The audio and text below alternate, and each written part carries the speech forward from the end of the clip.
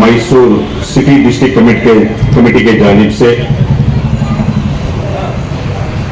जो हमारे 70 independence day का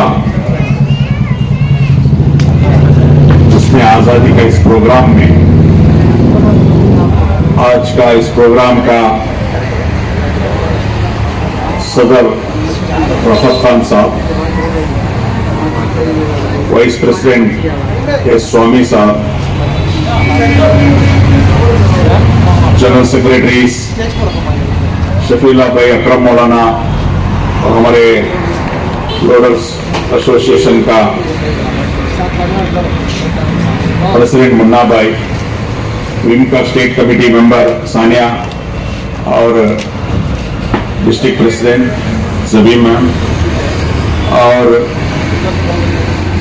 ट्रेजरर रोज भाई, सेक्रेटरी जावेद भाई, फरदीन भाई और तमाम विंग के जिम्मेदार, पार्टी के assembly president, block president, office girls और मेरे सामने बैठे हुए मुअज़्ज़िज़ साथियों, सबसे पहले आप तमाम लोगों को यौम आज़ादी का मुबारकबाद देता हूं। जैसा कि इधर आपके सामने बताया गया, बड़े ही जद्दोजहद के साथ, कुर्बानियों के साथ आज हम आजाद मुल्क में जी लेकर शहीद मिल्लत टीपू सुल्तान रहमतुल्लाह अलैह से लेकर महात्मा गांधी जी, सुभाष चंद्र बोस तक करीब करीब 200 साल बहुत बड़ा एक जद्दोजहद, शहादत, कुर्बानी होने के बाद इस आजादी मिला।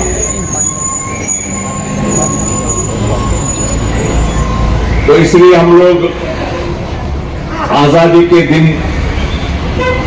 जश्न आजादी इसलिए बना रहे हैं, जो कुर्बानी जो लोग दिए हमारे बड़ों ने, बुजुर्गों ने, उनका याद करें और आने वाले हमारे नस्ल को वो मोटिवेशन दे। ये जो मुल्क है, आजाद मुल्क है, इसका आजादी को, इसका फ्रीडम को, इसका सेकुलरिज्म को, इसका डेमोक्रेसी को बचाने का काम करें। अफसोस इस बात की है, आजादी के 70 को 8 साल का बाद भी इस देश में लाखों लोगों को आजादी नहीं। जो हमारे आजादी होने के बाद जो कॉन्स्टिट्यूशन बना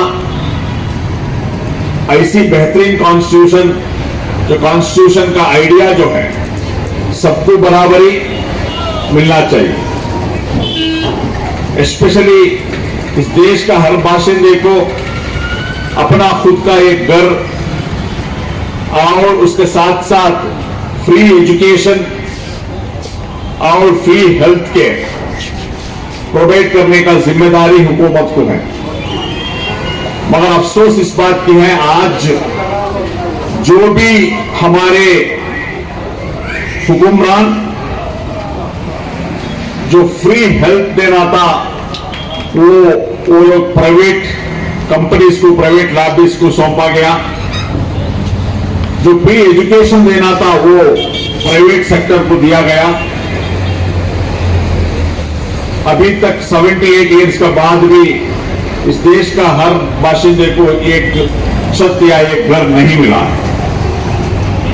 बड़े बड़े वादा करते हैं, आप देखे होंगे, बड़े बड़े वादा हर बार हर बजट के बाद किया जाता है, मगर इंप्लीमेंटेशन नहीं होता। तो हमारा जिम्मेदारी क्या है? हमारा जिम्मेदारी एक तो जो भी सहूलतें देना है वो देने कर रही है हुकूमत, दूसरा इत्मीनान के साथ, एक तवफ़ुज़ के साथ जिंदगी करने का भी मौका नहीं है और हमेशा हमारा ऊपर जुल्म, सितम, नाइंसाफी होले करिए। तो हमारा जिम्मेदारी क्या है? इस देश को हमारे बड़ों ने, बुजुर्गों ने जो आजादी दिलाया है उस आजादी को बचाना और इस देश का डेमोक्रेसी को, इस देश का सेकुलरिज्म को बचाना हमारी जिम्मेदारी है। हाँ, ऐसा ही हमारे हुकूमतदारों को उनको छोड़ दिए, उन्हें कैसा होना वैसा हुकूमत कर लेकर जाना, हम उसको वो मंजर देख के बैठना ये सही नहीं है, हमारा जिम्मेदारी है। तो भाइयों, बुजुर्गों, दोस्तों, इस देश कॉन्स्टिट्यूशन का मुताबिक चलना है। तो कॉन्स्टिट्यूशन का मुताबिक चलने के लिए हम लोग इस लोगों को कंपेल करना पड़ेगा, जद्दोजहद करना पड़ेगा, मेहनत करना पड़ेगा।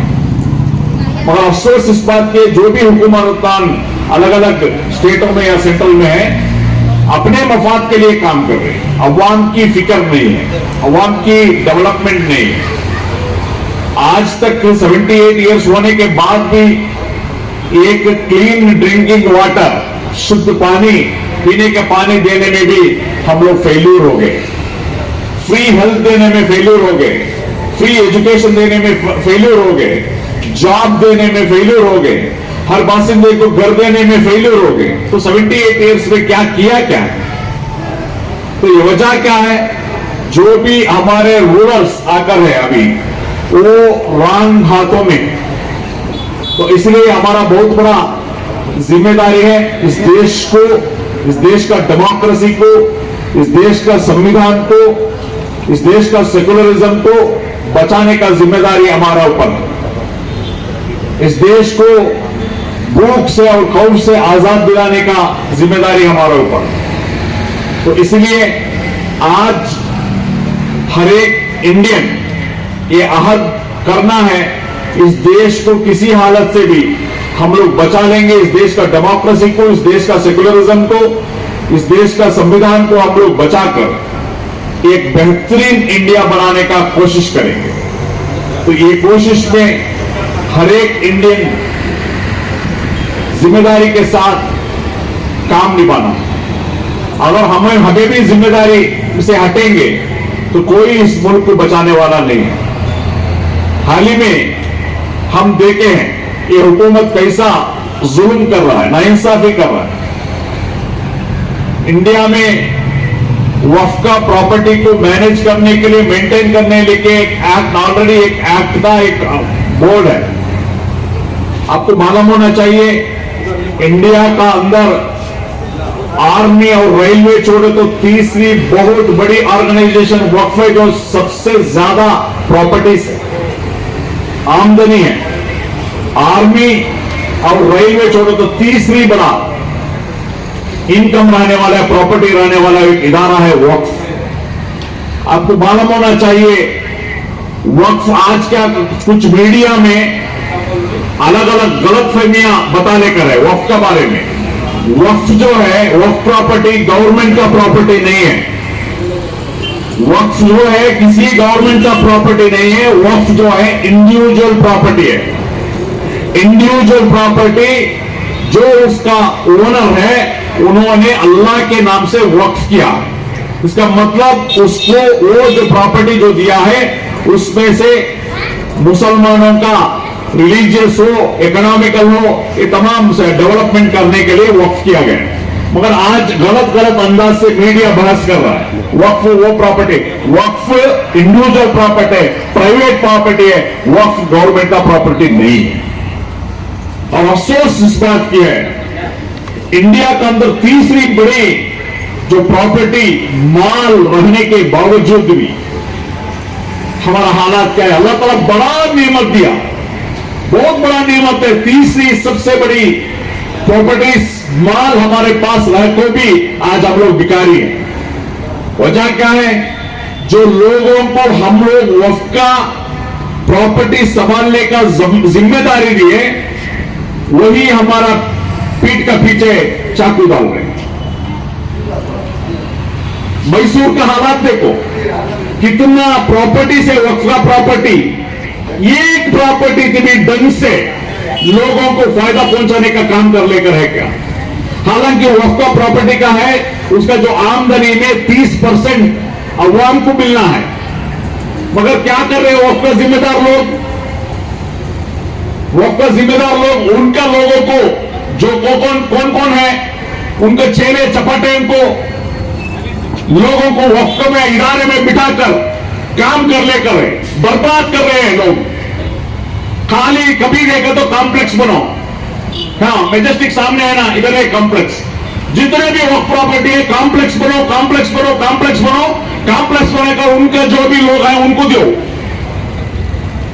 ये होने करें क्यों है? हमारे खामोशी है, हमारे खामोशी के लिए हो रहा है। एक कॉलेज नहीं बन रहे हैं लोग, एक इंस्टीट्यूट नहीं बना है, पॉलिटेक्निक नहीं बन रहा है, कुछ भी नहीं है। इतना बड़ा वक्फ प्रॉपर्टी रहने के बावजूद भी कॉम्प्लेक्स बनाकर दुकानों को देकर उसमें से कुछ फायदा उठाने का काम ये लोग कर रहे हैं। हमारे आंखों के सामने 3 एकड़ प्रॉपर्टी आज जो प्राइवेट लोग कब्जा करके बैठा, हमारा आंखों का सामने हो रहा है।